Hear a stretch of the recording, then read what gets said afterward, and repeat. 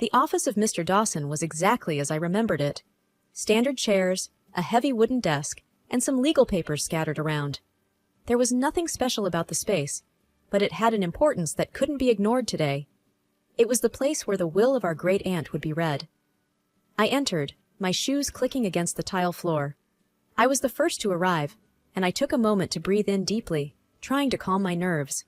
I hadn't seen Emma in years, and I wasn't sure what to expect. We had grown apart, our lives taking different paths after our parents' tragic accident. While I chose to stay close to home, helping our great-aunt and soaking in the local community, Emma moved to the city. She often said it was to chase bigger dreams. Not long after, I heard the door open again. I didn't need to turn around to know who it was. The perfume was unmistakably Emma's, sharp and assertive. "You're late, Clara," she said with a hint of annoyance. I turned to face her, noting how she hadn't changed much. She still had that assertive walk and a look that often sized people up within seconds. "I'm on time. You're early," I replied, trying to keep my voice neutral. She smirked. "Always trying to play the good girl, aren't you?" Ignoring her comment, I took a seat. The room felt colder with her in it. I looked at the lawyer's desk and then back at Emma, who was busy scrolling on her phone, her long fingers moving swiftly over the screen. "Can we get this over with?" Emma asked, not lifting her eyes from her device. "I have a flight to catch." Mr. Dawson entered just then, wearing his usual black suit. "Good morning, ladies. I see you both are eager to get started. If you could both take a seat?" "I've been seated," I said. Emma finally looked up from her phone and shot me a quick glance. "Let's just get to it." Mr. Dawson nodded and opened the will. "Very well. I'll read the details, and then we can discuss the division." I tried to focus on his words, but couldn't help but feel the weight of the room, the tension between Emma and me, and the importance of our great-aunt's final wishes. Mr. Dawson cleared his throat, drawing my attention back to the heavy document he held in his hands. "Now, as for the division of the estate—" Emma leaned forward, her eyes gleaming with a mix of curiosity and greed. "Yes, let's hear it. I have meetings lined up this afternoon." I took a deep breath, trying to still the anxiety bubbling up. I didn't care much about the inheritance, but I cared about what it might do to an already fractured relationship. "Your great-aunt," Mr. Dawson began, "has left behind two primary assets. Firstly, a sum of $200,000, and secondly, the family house, along with all its contents." Emma raised an eyebrow. "I never took her for someone who saved money. Always thought she was a bit off, especially with all those trips to old bookstores." I felt my face heat up. "Emma, she was our family. You could at least show some respect." Emma just waved me off. "Oh, please, Clara. You and I both know she was eccentric. Everyone in town thought so." Mr. Dawson intervened. "Ladies, can we please focus on the matter at hand? You'll need to decide who takes what." "Obviously, I want the money," Emma declared without hesitation. I paused. Truthfully, I could use the money too, but the thought of selling our family house, filled with so many memories, was heartbreaking. "Maybe I want the money too," I countered, my voice shaking slightly. Emma laughed. "Oh, Clara, what will you do with that kind of money here in the middle of nowhere?" Before I could reply, Mr. Dawson chimed in. "The house is in good condition, especially for its age. It has quite some value." Emma's interest was immediately piqued. "Is that so? Maybe I should take a look at it then. I work in real estate after all." I felt a pang of worry. If Emma decided she wanted the house after all, I wasn't sure I had the strength to fight her for it. As Emma mulled over her options, Mr. Dawson leaned over, pulling out an envelope from his drawer and handing it discreetly to me. "Your great-aunt wanted you to have this," he whispered so that only I could hear. Written on the envelope were two words: "Yellow Room." Curious, I tucked the envelope into my bag, deciding to look at it later when I was alone. Emma, seemingly having made up her mind, announced, "All right, let's go see this house. But I'm warning you, Clara, if it's not up to standard, I'm taking the money." I nodded. "All right, let's go." The drive to the old family house felt longer than I remembered. Trees seemed to stretch endlessly on both sides of the road, occasionally giving way to open fields. There was something comforting about this familiar journey, even if the circumstances were anything but. Emma drummed her fingers on the steering wheel impatiently. It's been ages since I came down this road. I had forgotten how much I hated it. Why did you hate it? I asked, genuinely curious. This place was always too quiet, too slow for me. I always felt like a bird trapped in a cage. Remember how I always talked about leaving? I nodded. Yeah, but I never thought you actually would. Emma scoffed. Of course I would. There's a whole world out there. But look at you. Still stuck in this town, living the same life day in, day out. I looked out the window. It's home, Emma. It's where we grew up, where our parents and great-aunt lived and loved. She just shook her head, clearly not understanding. We soon reached the driveway leading to the house.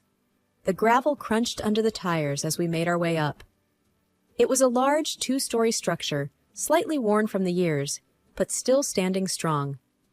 The garden had overgrown, with weeds taking over the flower beds, but the house still held a certain charm. Emma parked the car and looked at the house skeptically. This is it? Looks like a dump. It's an old house, I defended. It just needs a bit of love. She smirked. Well, you would know all about that, wouldn't you?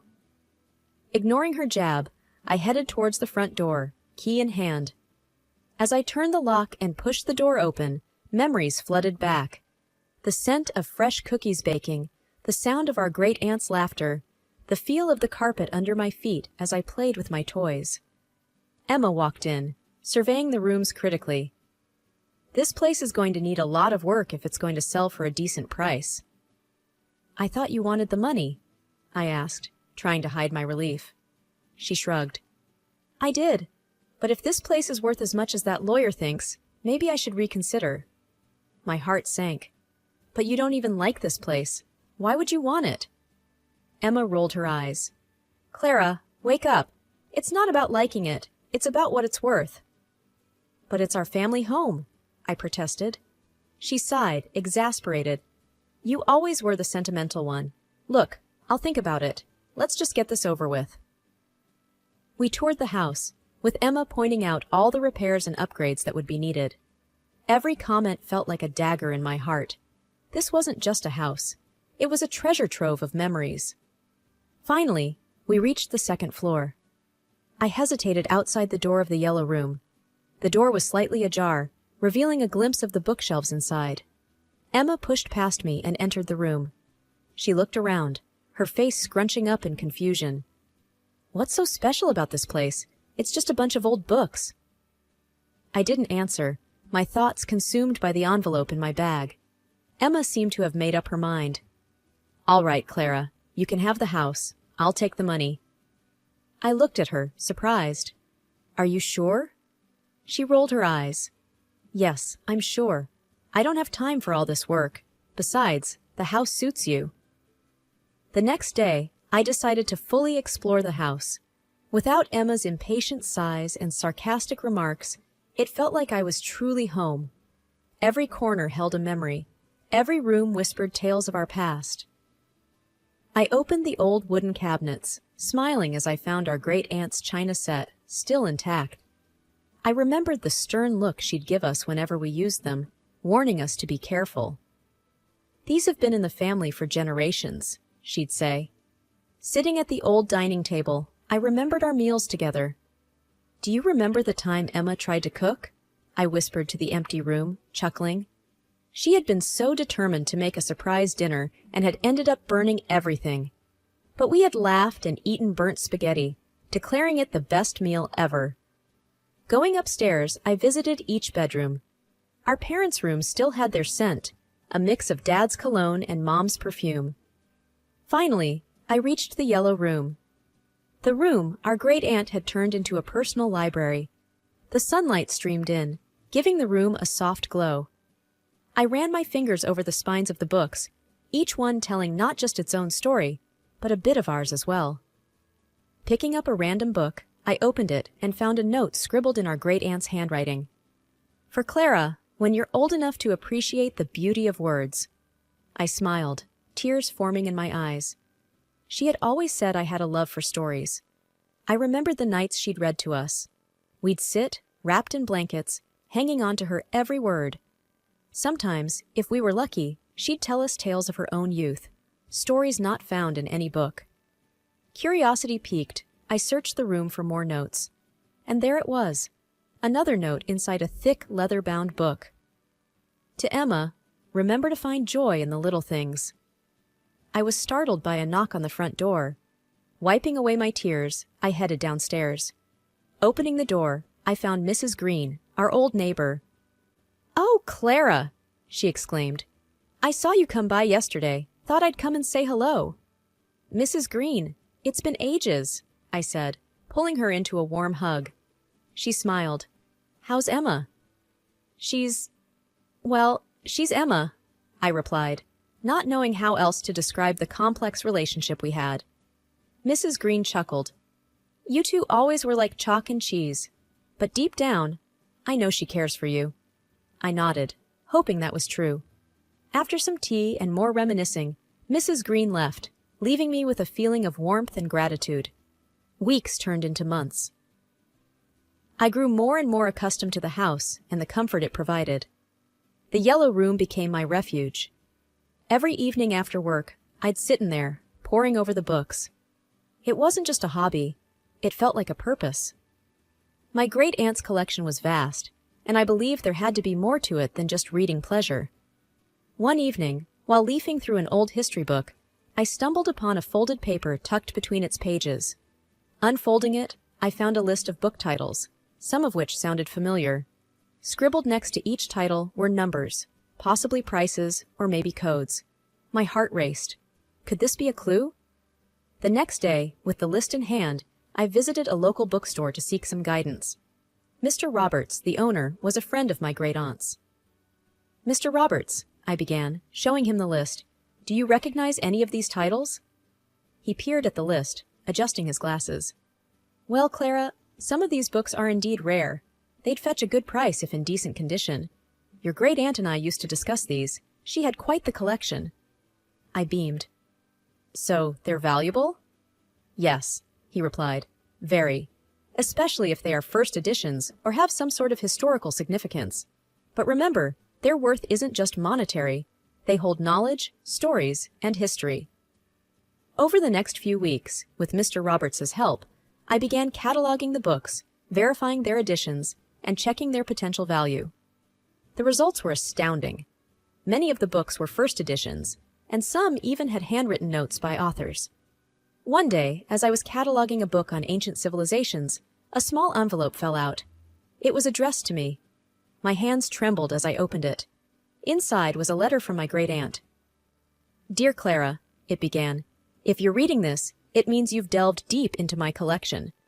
I always knew your curiosity would lead you here. These books are my legacy to you, not just in monetary value, but in knowledge. I hope they serve you well." Tears filled my eyes. My great-aunt had planned this all along. It wasn't about the money. It was about the journey, the search for knowledge, the legacy. Feeling a sense of responsibility, I decided to restore and preserve the books. The idea of opening a bookstore began to form in my mind, a place where others could cherish these works as much as my great-aunt did. One evening, as I was engrossed in my plans, my phone buzzed. It was a text from Emma. "Hey, heard you found something valuable in that old house. Don't think this changes anything." I sighed. Emma still saw everything in terms of money. I typed back, "It's not about the money, Em. It's about preserving a legacy." The transformation of the ground floor of my great-aunt's house into legacy books was nothing short of magical. It was more than just a business. It was a reflection of my past and my dreams for the future. As word spread, more and more people began to visit. Schools arranged trips, and local book clubs made it their meeting point. One day, a popular Instagram blogger dropped by and gave us a shout-out. The popularity of legacy books skyrocketed. Late one evening, as I was winding down, my phone buzzed. It was a call from Emma. We hadn't spoken since our unpleasant encounter after the will reading. I hesitated, but answered, "Hello?" "Clara," Emma's voice dripped with sarcasm. "I've been seeing your little project all over social media. Quite the success story, aren't you?" Taken aback, I replied, Yes, Emma. The bookstore is doing well. What do you want? I want what's rightfully mine, she snapped. You owe me, Clara. Owe you? I took what was left to me in the will, and I made the most of it. That's it. She scoffed. Of course, playing the innocent card. Well, here's the deal. You're going to give me some of that money you're making. Why would I do that? Because, her voice turned cold, if you don't, things are going to get very uncomfortable for you.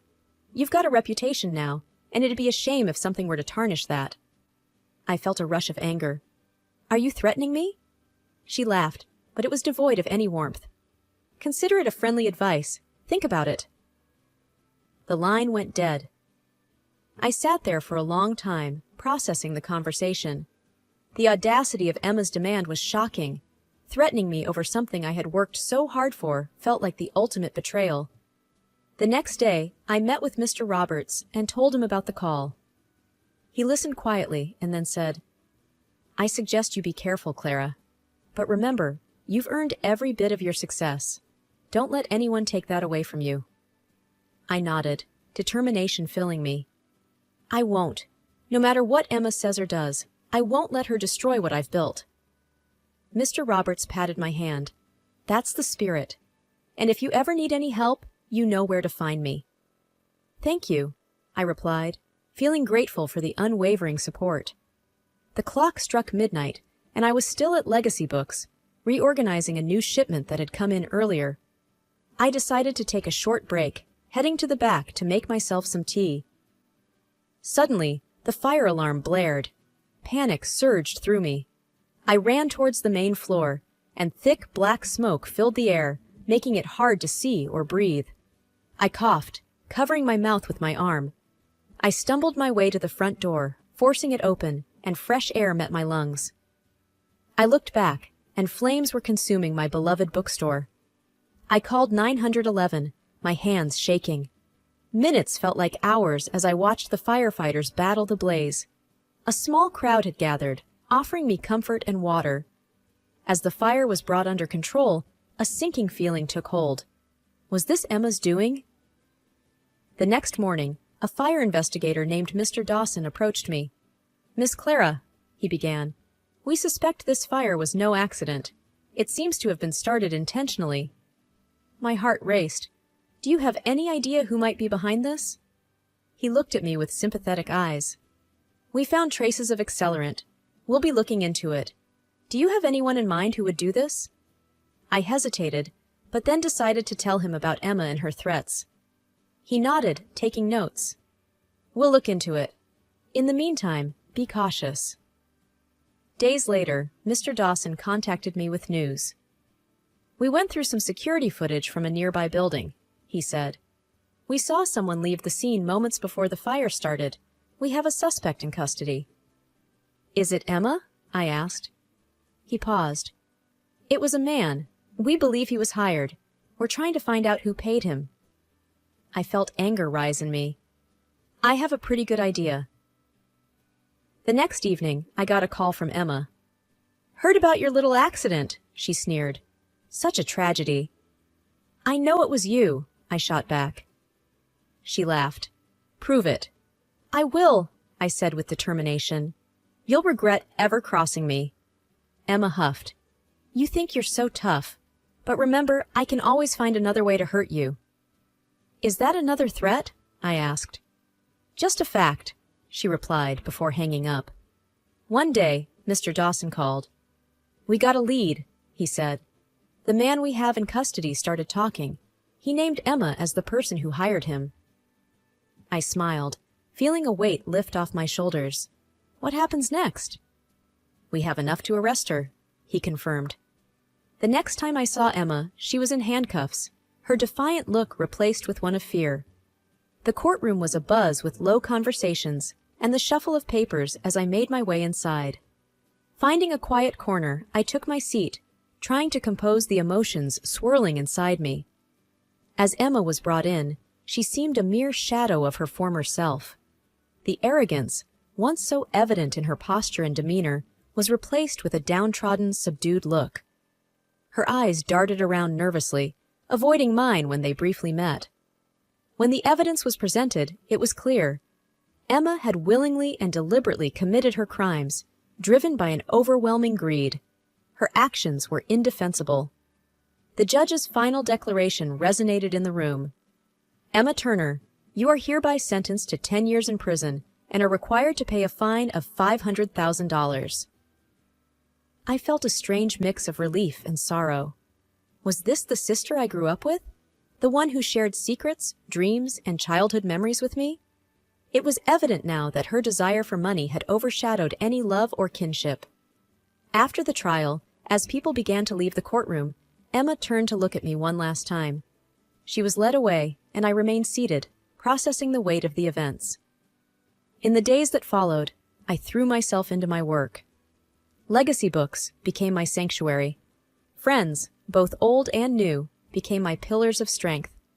Lucy, in particular, was always there, offering words of encouragement or just sharing a cup of coffee during quiet moments. As weeks turned into months, the store flourished. One evening, while organizing some books, Lucy asked, "What's next for you?" "I want to grow," I replied, looking around the store. "Not just here, but personally. I want to explore, learn, and experience more of what life has to offer." She smiled. "I'm sure you'll do great things, and I'll be here, cheering you on." The past held painful memories, but the future beckoned with promise. I had faced betrayal at its worst, but it had only made me stronger.